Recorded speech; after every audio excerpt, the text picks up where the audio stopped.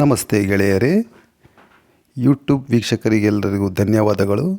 ನಾನು ಹಾಕ್ತಾಯಿರ್ತಕ್ಕಂತಹ ವಿಡಿಯೋವನ್ನು ತಾವು ಹೆಚ್ಚು ಲೈಕ್ ಮಾಡ್ತಾ ಶೇರ್ ಮಾಡ್ತಾ ನನ್ನನ್ನು ಸಹಕರಿಸಿ.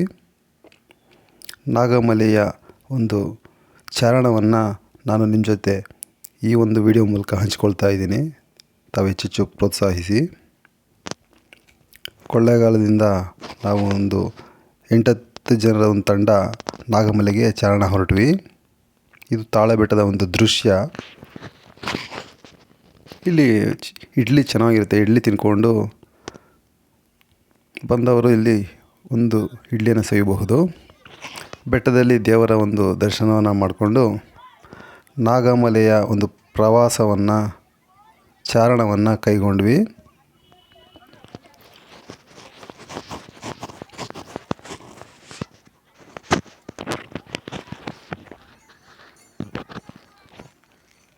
ಇಲ್ಲೇ ಸುಮಾರು ಯಾತ್ರಾರ್ಥಿಗಳು ಎಲ್ಲ ನಾಗಮಲೆಗೆ ಕಾಲ್ನಡಿಗೆಯಲ್ಲೇ ಹೋಗ್ತಾರೆ. ಮಾದಪ್ಪನ ದರ್ಶನ ಪಡೆದು ನಾಗಮಲೆಯ ಒಂದು ಪ್ರವಾಸವನ್ನು ಕೈಗೊಂಡ್ವಿ. ಅಲ್ಲಿ ಅರ್ಧ ದಾರಿ ತನಕ ಜೀಪ್ಗಳು ಹೋಗ್ತವೆ.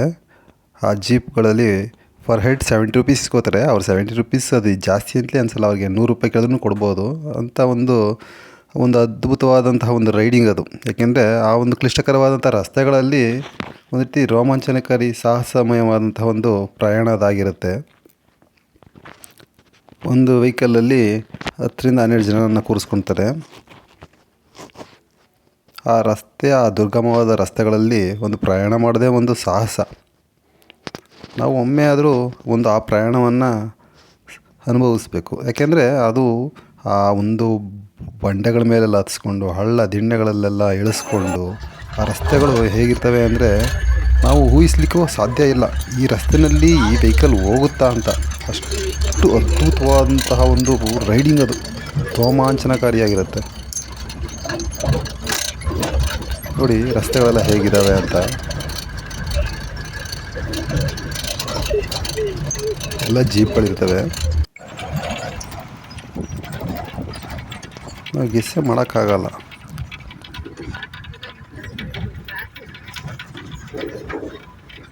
ಆ ಜೀಪ್ ಹೋಗ್ತಾ ಇದ್ದರೆ ಇನ್ನೇನು ಹೋಗಿ ಹಳ್ಳಕ್ಕೆ ಬಿದ್ಕೊಂಡ್ಬಿಡುತ್ತೆ ಅನ್ನೋಷ್ಟು ಭಯ ಆಗುತ್ತೆ. ಆದರೆ ಅವರೆಲ್ಲ ತುಂಬ ಎಕ್ಸ್ಪೀರಿಯನ್ಸ್ ಡ್ರೈವರ್ಗಳು. ಅವ್ರುಗಳು ಯಾವುದೇ ಒಂದು ರೇಸ್ ಕಾರ್ಗಳನ್ನ ಓಡಿಸ್ತಾರಲ್ಲ, ಆ ಡ್ರೈವರ್ಗಳಿಗೂ ಏನು ಕಡಿಮೆ ಇಲ್ಲ.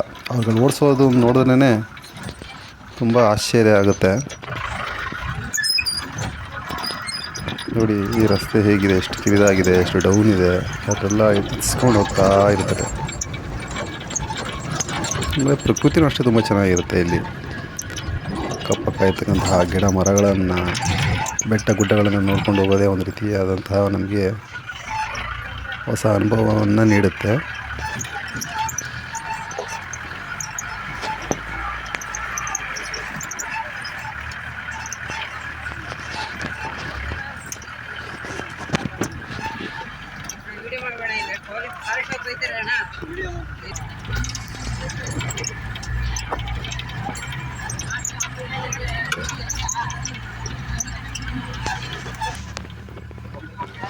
ನೋಡಿ ಎಲ್ಲ ಜೀಪ್ಗಳ ಮೇಲೆಲ್ಲ ಹೋಗ್ತಾ ಇದ್ದಾರೆ. ಆದರೆ ತಾವ್ಯಾರು ಈ ಥರ ಟಾಪ್ ಮೇಲೆಲ್ಲ ಕೂತ್ಕೊಂಡು ಹೋಗಬೇಡಿ. ತುಂಬ ಅಪಾಯಕಾರಿಯಾದಂತಹ ಒಂದು ಇದು ರೈಡಿಂಗ್ ಆಗಿರೋದ್ರಿಂದ ಟಾಪ್ ಮೇಲೆಲ್ಲ ಹತ್ಕೊಂಡು ಹೋಗಬೇಡಿ. ಸಾಧ್ಯವಾದಷ್ಟು ಗಾಡಿಗಳಲ್ಲಿ ನಿಧಾನವಾಗಿ ಸುರಕ್ಷಿತವಾಗಿ ಚಲಿಸ್ಕೊಂಡು ಹೋಗಿ.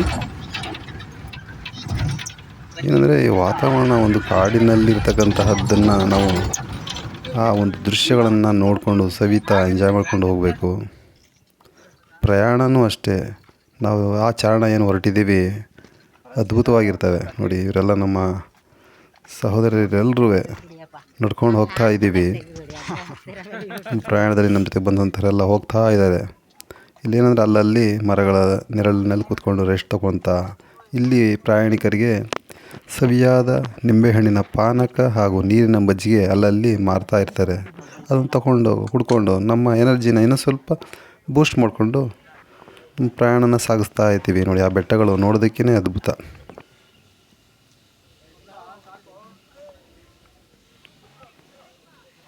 ನಮ್ಮ ಪ್ರಯಾಣ ಅರ್ಧ ಸಾಗಿದ ಮೇಲೆ ಹಿಂದಿರುಗಿ ನೋಡಿದ್ರೆ ಏನು ಇಷ್ಟು ದೂರ ನಾವು ನಡ್ಕೊಂಡು ಬಂದ್ವಾ ಅಂತ ಅನಿಸುತ್ತೆ. ಜೀಪ್ ಪ್ರಯಾಣ ಬಂದು ಇಂಡಿಗನತ್ತಾನಂತ ಒಂದು ಅರ್ಧ ದಾರಿ ತನಕ ಬರುತ್ತೆ. ಅಲ್ಲಿಂದ ನಮ್ಮ ಪ್ರಯಾಣ ಕಾಲ್ನಡಿಗೆಯಲ್ಲೇ ಹೋಗಬೇಕು. ಈ ಥರ ಬೆಟ್ಟ ಗುಡ್ಡಗಳನ್ನೆಲ್ಲ ಹತ್ಕೊಂಡು ಹೋಗಬೇಕು.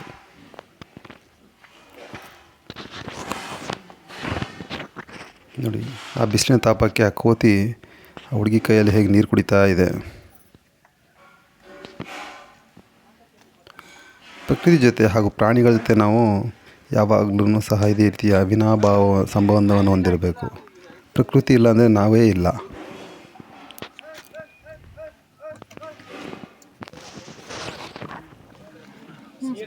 ಇಲ್ಲೇನಪ್ಪ ಅಂದರೆ ಈ ಪ್ರಯಾಣಿಕರೆಲ್ಲ ವಾಟರ್ ಬಾಟಲ್ಗಳನ್ನ ತೊಗೊಂಬರ್ತಾರೆ, ಅಲ್ಲಲ್ಲಿ ಬಿಸಾಕ್ತಾರೆ. ಅದೊಂದು ನಾವು ಮಾಡ್ತಾ ಇರ್ತಕ್ಕಂಥ ದೊಡ್ಡ ತಪ್ಪಿನ ಒಂದು ಕೆಲಸ. ಯಾಕೆ ಅಂತಂದರೆ ಆ ಪ್ರಕೃತಿಯಲ್ಲಿ ಅದು ಪ್ಲಾಸ್ಟಿಕ್ ಬಾಟಲ್ ಕೊಳೆಯಲ್ಲ, ಅದು ಬರೀ ಆ ತ್ಯಾಜ್ಯ ಹಾಗೆ ಉಳ್ಕೊಂಡು ಸುಮ್ಮನೆ ಕಸ ಜಾಸ್ತಿ ಆಗುತ್ತೆ, ಪ್ರಕೃತಿಗೆ ಹಾನಿಯಾಗುತ್ತೆ.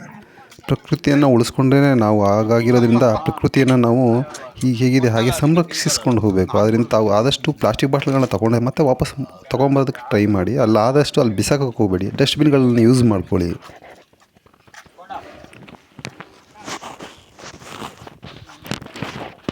ಮಾದಪ್ಪನ ಬೆಟ್ಟ ಅಂದರೆ ಆ ನಾಗಮಲೆ ಏನಿದೆ ಅದೆಲ್ಲವೂ ಸಹ ಮಾದಪ್ಪ ಸಂಚರಿಸಿರ್ತಕ್ಕಂಥ ಸ್ಥಳ, ಅವ್ರು ಇರ್ತಕ್ಕಂಥ ಸ್ಥಳ. ಅವ್ರು ಈಗಲೂ ಆ ಬಂಡೆಗಳು ಇದರಲ್ಲಿ ಆ ಪ್ರಕೃತಿನಲ್ಲೇ ಇರ್ತಾರೆ. ನಾವು ಏನು ದೇವ್ರನ್ನ ನೋಡೇ ಮಾದಪ್ಪನ ಒಂದು ದರ್ಶನ ಪಡ್ಕೊಳ್ಳೋದಲ್ಲ, ಅಲ್ಲಿರ್ತಕ್ಕಂಥ ಒಂದು ಬಂಡೆ ಮೇಲೆ ಕೂತ್ಕೊಂಡು ಮಾದಪ್ಪನ ನೆನೆಸ್ಕೊಂಡು ಸಾಕು, ಮಾದಪ್ಪನ ಒಂದು ದರ್ಶನವೇ ಆಗುತ್ತೆ. ಆದ್ದರಿಂದ ತಾವು ಆದಷ್ಟು ಸಹ ಆ ಪ್ರಕೃತಿಯಲ್ಲಿ ಆ ಪರಿಸರವನ್ನು ಹಾಳು ಮಾಡದೆ ಮಾದಪ್ಪನ ಒಂದು ಸ್ಮರಣೆಯಲ್ಲಿ ನಿಮ್ಮ ಒಂದು ಪ್ರಯಾಣ ನಡೀಲಿ. ನೋಡಿ, ಇಲ್ಲಿ ಒಂದು ಕುಳಿತುಕೊಂಡು ನಾವು ವಿನಮಿಸ್ತಾ ಮಾದಪ್ಪನ ಒಂದು ಧ್ಯಾನವನ್ನು ಮಾಡಿದ್ವಿ. ಮತ್ತು ಇನ್ನಷ್ಟು ಎನರ್ಜಿ ಬಂತು, ಮತ್ತು ನಮ್ಮ ಪ್ರಯಾಣವನ್ನು ಮುಂದೆ ಸಾಗಿಸಿದ್ವಿ.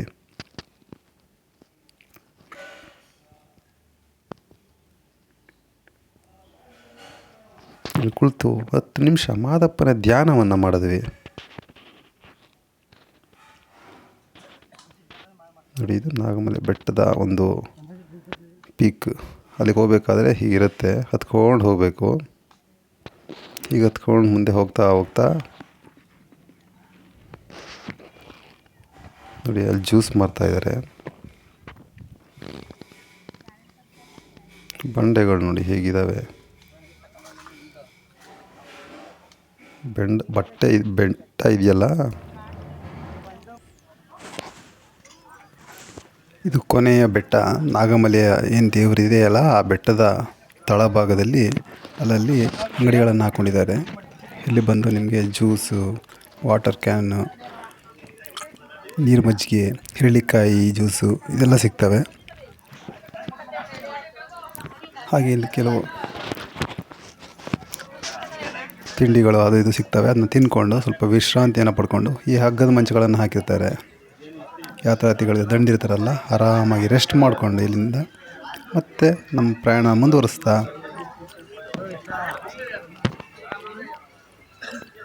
ಸಾಗ್ತಾ ಇದ್ದೀವಿ.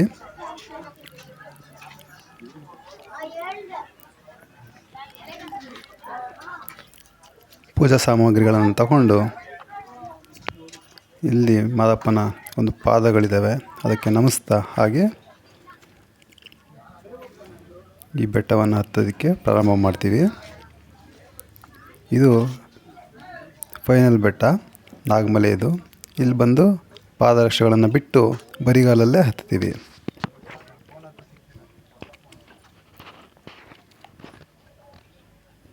ವಿಘ್ನೇಶ್ವರನಿಗೆ ನಮಿಸ್ತಾ ಬೆಟ್ಟನ ಹತ್ತಕ್ಕೆ ಶುರು ಮಾಡಿದ್ವಿ.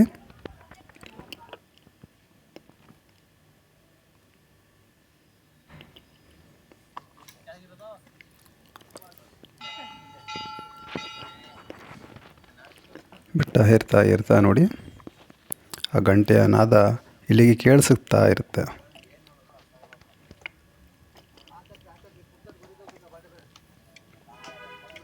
ಬೆಟ್ಟನ ಹತ್ತಾ ಇದ್ದ ಹಾಗೇ ಆ ಶಬ್ದ ಕೇಳ್ತಾ ಇದ್ದಂಗೆ ಓ ಇನ್ನೇನು ತಲುಪಿದ್ವಿ, ನಮ್ಮ ಗೋಲ್ ರೀಚ್ ಆಯಿತು ಅಂತ ಒಂದು ರೀತಿಯಾದ ಸಮಾಧಾನ ಆಗುತ್ತೆ. ಎಷ್ಟೇ ಆಯಾಸ ಆಗಿರಲಿ, ಆ ಬೆಟ್ಟದ ಮೇಲೆ ಹೋಗಿ ಕೂತ್ಕೊಂಡ್ರೆ ಸಾಕು, ಆಯಾಸ ಎಲ್ಲ ಓಡೋಗುತ್ತೆ. ನೋಡಿ, ಎಂಥ ಅದ್ಭುತವಾದಂಥ ಸ್ಥಳ. ಇಡೀ ಬೆಟ್ಟನೇ ಒಂದು ನಾಗಮಲೆ.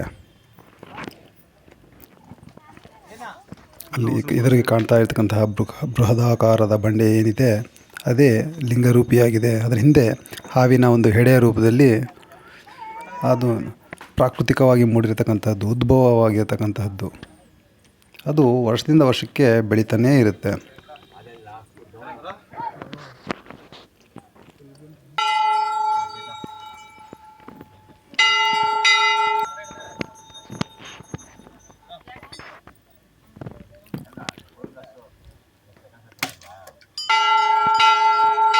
ನೋಡಿ ವಾತಾವರಣ ನೋಡಿ ಎಷ್ಟು ಅದ್ಭುತವಾಗಿದೆ ಅಂತ.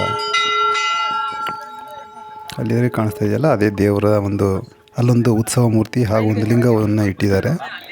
ಆದರೆ ಅಲ್ಲಿ ವಿಡಿಯೋ ಮಾಡೋದಕ್ಕೆ ಅವರು ಅನುಮತಿಸಲಿಲ್ಲ. ಅದು ಎದುರುಗಡೆ ಇದೆಯಲ್ಲ ದೊಡ್ಡ ಬಂಡೆ, ಅದೇ ಲಿಂಗರೂಪಿಯಾಗಿರ್ತಕ್ಕಂತಹ ನಾಗಮಲೆಯ ಒಂದು ಉದ್ಭವ ಲಿಂಗನೇ ಅಂತ ಹೇಳ್ಬೋದು. ಅದು ಲಿಂಗದ ರೀತಿಯಲ್ಲೇ ಇದೆ. ಹಿಂದುಗಡೆ ಹಾವಿನ ಹೆಡೆ ಇದೆ.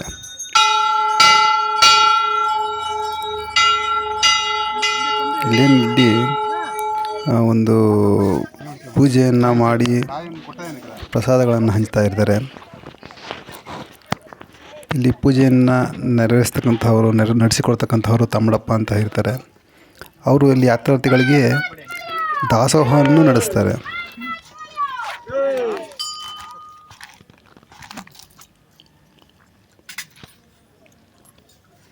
ದೇವರ ದರ್ಶನ ಮಾಡೋಕ್ಕೆ ಹೋದ್ವಿ. ಆಮೇಲೆ ಅವರು ವಿಡಿಯೋ ಮಾಡಬೇಡಿ ಅಂತ ಹೇಳಿದ್ರು. ಅದರಿಂದ ಅಲ್ಲಿ ವಿಡಿಯೋ ಮಾಡಲಿಲ್ಲ. ನೋಡಿ ಇಲ್ಲಿ ಕಾಣಿಸ್ತಾ ಇದೆಯಲ್ಲ, ಇದೇ ಹಾವಿನ ಹೆಡೆಯ ರೂಪದಲ್ಲಿದೆ ನೋಡಿ. ಈ ಬೃಹದಾಕಾರದ ಬಂಡೆನೇ ಲಿಂಗರೂಪಿಯಾದಂತಹ ಒಂದು ಬಂಡೆ, ಅದರ ಹಿಂದೆ ಒಂದು ಸರ್ಪ, ಇದೇ ನಾಗಮಲೆ. ಇದರ ದರ್ಶನ ಪಡೆದು ನಾವು ಪುನೀತರಾಗಿದ್ದೀವಿ.